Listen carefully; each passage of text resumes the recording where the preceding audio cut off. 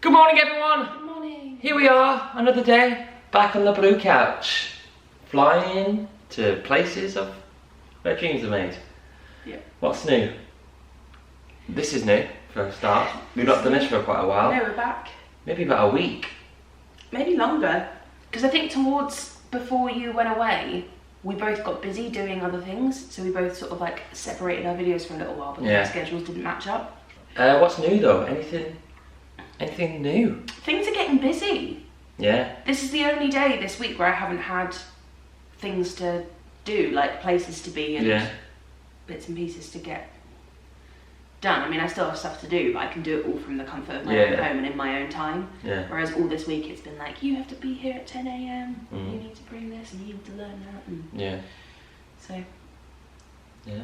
It's nice. That wasn't a complaint. That's like I love that. It feels like life's getting sort of back to normal relatively.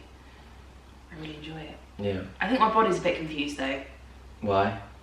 I think my body's just been used to like a certain level of energy. So all of a sudden when I was like using more than that, it's been like, what's going on? I'm gonna now need 3 hours more sleep every night, which you aren't gonna get because now you're busier. So deal with just being a bit more tired than usual. Well, it was like me last week. Yeah, last week. Seeing friends and going out and seeing family and just like, all like safely, by the way, just so people know. But I was just so tired and I started feeling like run down. And it was only because I feel like I was going to see people and getting up my arse basically and just being really busy. Well, it's because for the last 6 months, our, what do you call it, energy expenditure. Yeah.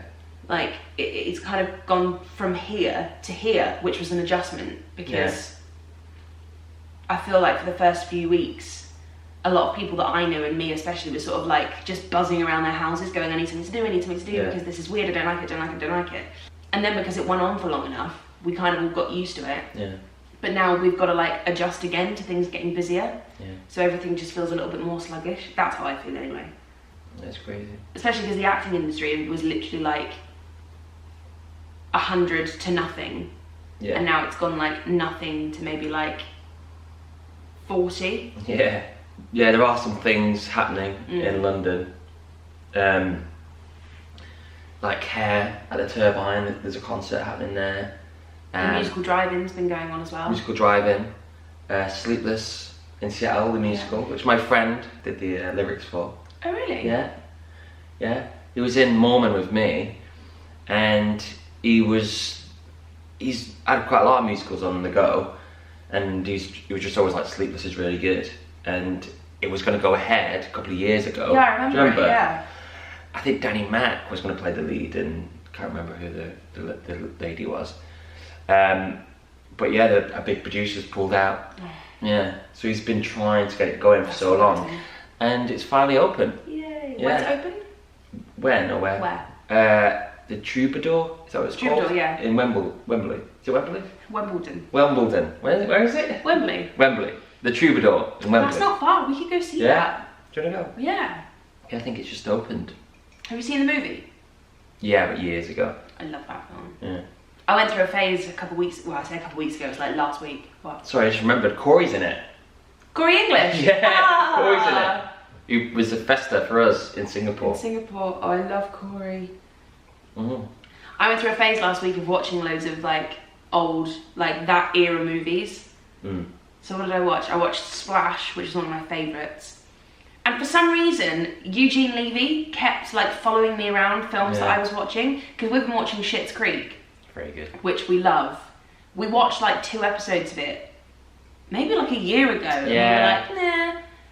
I think I carried on though, didn't I? Yeah, first like till like 7 episodes in. I carried on until 7 episodes in and then sort of, it wasn't because I didn't like it, I think I just got busy and just sort of forgot about it, or we started watching something together, but you weren't keen.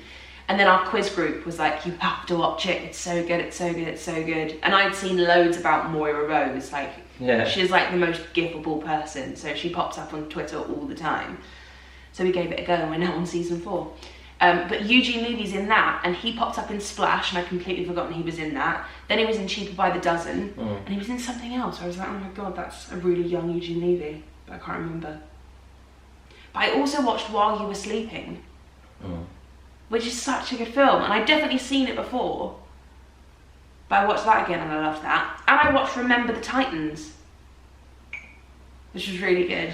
When you were away, I got into like a really good like routine, because I had a couple of days not doing anything while you were away. Yeah. So I got into a really good routine of like waking up, editing yesterday's video, then writing for like forever, and then finishing around sort of like 6 o'clock, filming my next video, and then sitting and watching a movie for the evening with Edgar. Replaced by a cat. When I list out all the things that I've watched, I don't know how I've got time to watch them. I think it's because I watch them doing other stuff. Yeah. Like I watch whilst I'm cooking, or I did make a point of sitting down and watching films last week, just to give myself like some shut off time. But yeah, I watch films like in the bath, or whilst I'm cooking, whilst I'm tidying, whilst I'm doing other things, but also just on in the background. Yeah. So yeah, I remember Shan putting stuff on Instagram once, being like, can anyone tell me if these things on Netflix are good? And I watched all of them, so I just messaged her being like, this one's good, this one's alright, if you like that kind of thing, blah blah blah. And she was like, how have you watched all of these things? She's like, I sit next to you in the dressing room and all you do in the dressing room is write. So at what point during the day do you sit on Netflix and watch these things? You find time. I was like, I find the time. Don't you worry, I find the time. We've had some emails, some lovely emails, some lovely jubbly emails. You know, it's got to the point now, we've done a lot of videos, maybe 170. 170, No, 171 this one. So like 342 collectively. So there's a lot of emails we've sort of seen before, but this one, I don't know if we've actually talked about this. And it's a little topic, a bit of fun. And this email is from someone called Owen Jones.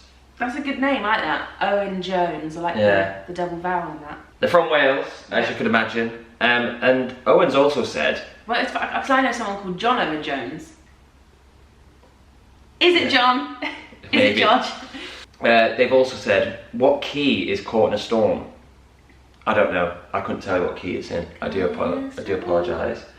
But I found the music online somewhere. So anyway, apparently there's been like a trend recently on TikTok about Broadway performers, you know, what they do when their mic's off. Oh, I've seen this. I looked it up, and that's really funny. The videos are really funny. So I don't know. I don't know what the trend is, but I just thought it'd be interesting to talk about any times someone's mic's been off or those sort of things.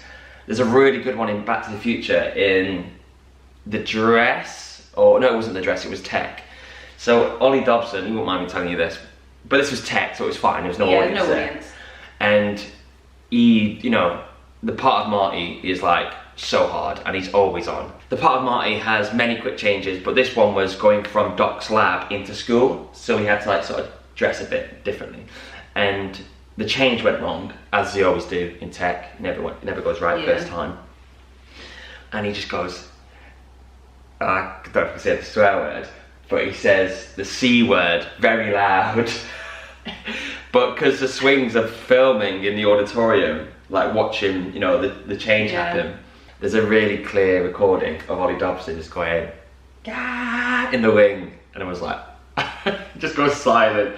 He's like, okay, we'll run that change again. But there's loads of stories about people's mics being on or not being on. When we're in Les Mis, the 4 principal girls all share a dressing room. So that's Madame T, Cosette, Eponine and Fontaine. We all share a dressing room. Usually just before warm-up, the sound team will come round and put all of the mics in people's dressing rooms. And they're all like clearly labelled with the character name.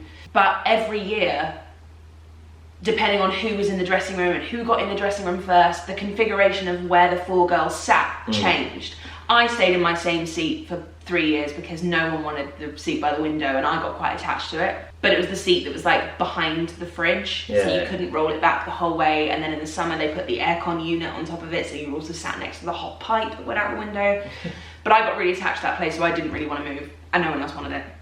But the other 3 girls sort of moved places because there's like, in the old Queens, there was 1 desk on its own. So you had like 3 desks in 1 row and then 1 desk on its own.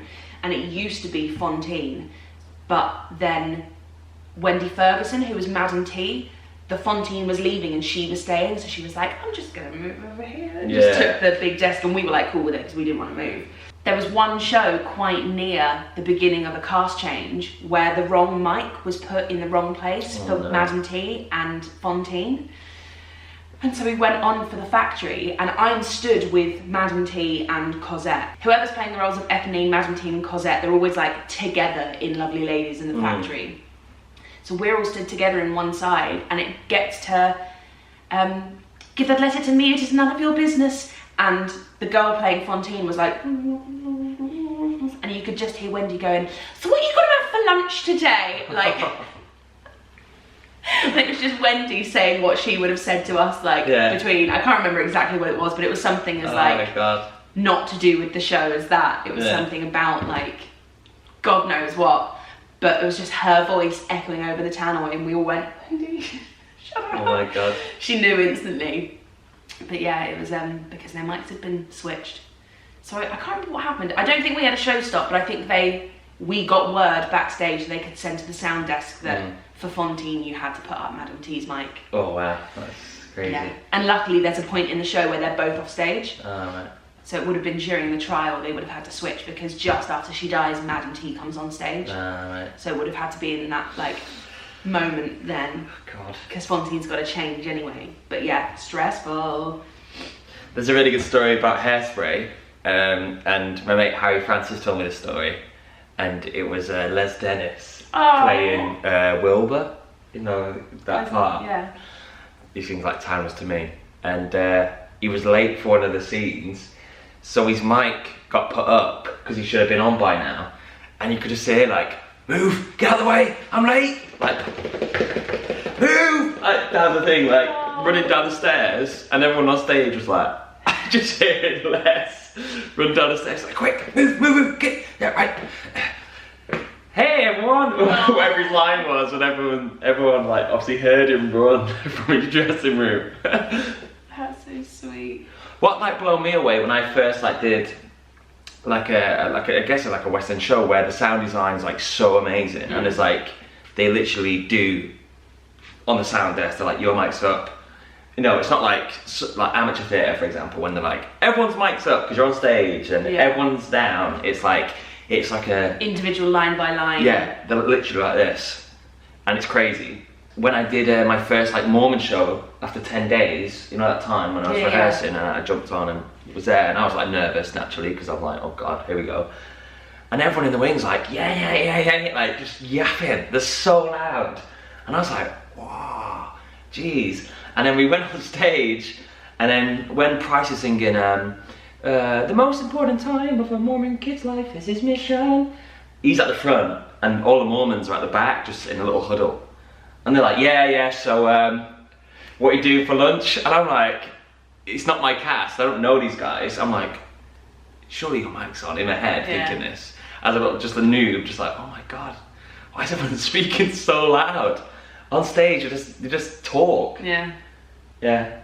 It's so funny. There are times when the levels get too loud and you do get told off a little bit, they're like, you need to be quiet a little bit, but...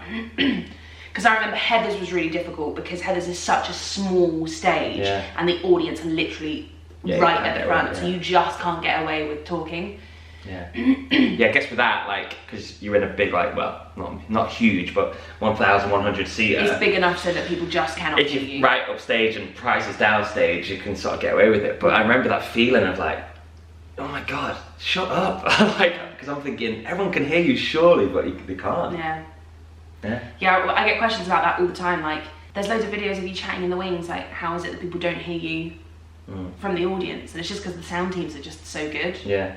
And that's just a thing that happens in professional theatre. They do it like line by line, and as soon as you're on, like that's the show that they learn. They learn that if that character then exits, their mic comes down. That character comes on, their mic goes up. Like that is their track. Yeah. I've had it sometimes when like my mic's not been on. Third line. Yeah. I've had that before. Yeah. So it's a bit like, especially if you've got one line in the show, you're like... Can you tell that story of High Fidelity? Oh yeah, so, a sound number one's job's really hard. because you are doing this. Like, it's like a dance, and if you don't know the dance, it's a disaster. And it's not just the actors they're dealing with like the complete mix. So we're talking instruments as well. Yeah. And the band and everything. So in High Fidelity, we were in this little theatre. I mean, it's like 150 at most. It's under a railway arch. And yeah. So you can imagine how like condensed that is. So we didn't really need much amplifying. It was really hard to get the mix right, and I think we finally got it. And we had this sound number one, and he was great. And but he had maybe a pre-contractual date, and basically I think it was a wedding or something. But he wasn't a guest. He was doing something at the wedding, maybe performing, maybe like singing. I don't know. So he had a day off. Basically. Yeah, he had a day off. But he negotiated it, and it was all a bit weird. And I think the producer and director and stuff was like, yeah, it's fine, but as long as your replacement knows the show inside out. So they came in once, this replacement, and we're a bit like, okay, because normally what happens is they come in a couple of times and then they'll do act one, and then a couple of days later they'll do act two, and then they might do one with it, with the one supervised, yeah. So the sound number one's behind them and going, make sure you do that. It's like they filter them in, and they came once, and we were like, okay. And then the next day they're on. This replacement's on, and I don't know the ins and outs of running a sound desk. For all I know, this person could be like amazing. Yeah. So I'm not to judge. Anyway, we start the show, and oh my god, it was the worst show. Like, my mic was so hot, was so loud. I was not singing how I would normally sing. Yeah. And then because my mic was on the whole way through the opening number, which it shouldn't be, because points I'm not singing. I'm at the back to people going, my mic's on. Like, it was always on, and the mix was the worst. It was so bad. And obviously, like I was saying, it's not just the actors that they're mixing, it's a band. Yeah. So you're singing, I'm like, I can't hear any of the band. I can just hear me. So it was like I was just doing an acoustic, not even acoustic, just a solo, a cappella performance. And it got to Ian's Here, which was Rob's number. Ian's Here? Oh, and because that was like the first click track, because we had a couple of click tracks. And they've got to fire, the MD fires the click track, but the click track, obviously, volume-wise, is on her end. And it wasn't up, so then the band sort of came in, because they can hear it, but we couldn't hear the click track. So then you could see Rob looking about going, and then he sort of just came in, and luckily he was right. Yeah. But oh my god, and basically... Makes me sweat. It was so embarrassing, and it was like that for the whole of Act One. Like, I was taking pauses before my line, because I knew my mic wouldn't be up. It got to that point where, like, say my line was, you can't do that, for example. That person's line would finish, and I'd be like, look to the sound desk and be like, you can't do that. I'm like, because if I say it how I want to say it straight away, they weren't there yet in the speed of like running the show. So anyway, it got to the interval, and we were like, we're not going on for the second act. Rob, you won't mind me saying this, Rob walked out, Cipollino. It was a Sunday, so he was trying to call his agent, and he was just like, this is a joke. But his agent didn't pick up or whatever. But that was it. But it also gets to the point where it's unfair on the audience, because they're getting like a show that they paid far too much for. And also it got to the point where you could see that we physically lost the audience, and that was the worst. Well, because you're missing lines. Yeah, that's what it was. They were like, oh, the opening, yeah, and then as it progressed, lines and the narrative were just going out the window. And near the end of Act One, they were like, you could see him like, what's going on? Like, because they had no idea. And we came out, and the general manager, like, apologised and said, we can't carry on. It was so bad. We had to just put our foot down and go, we can't go on, because it's so embarrassing. It was really embarrassing. So the show did get cancelled? Yeah, so we didn't do it. We didn't do the second act. Oh, wait there. Is there more to this story? Yeah, I feel like, wasn't there meant to be another performance? There was another show that night. It was a 2-day show. So Act 2... Two-show day. It was a 2-show day.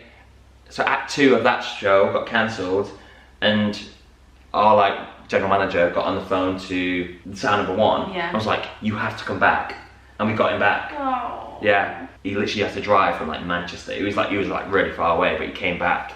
Yeah, so Chris, our Sound Number One, came back, and he was really apologetic, because it sort of was his sort of domain, because he had to leave it in safe hands, and he didn't. And anyway, but we as soon as he came back, we all like hugged him. We're like, you never leave it, dude. Please don't go. We need you. So yeah, very important. Very important Sound Number Ones and Sound Number Twos and Sound Number Threes. I remember in Heather's, one of the sound team coming up to me and being like, oh my god, I'm so sorry that line got missed. I had no idea.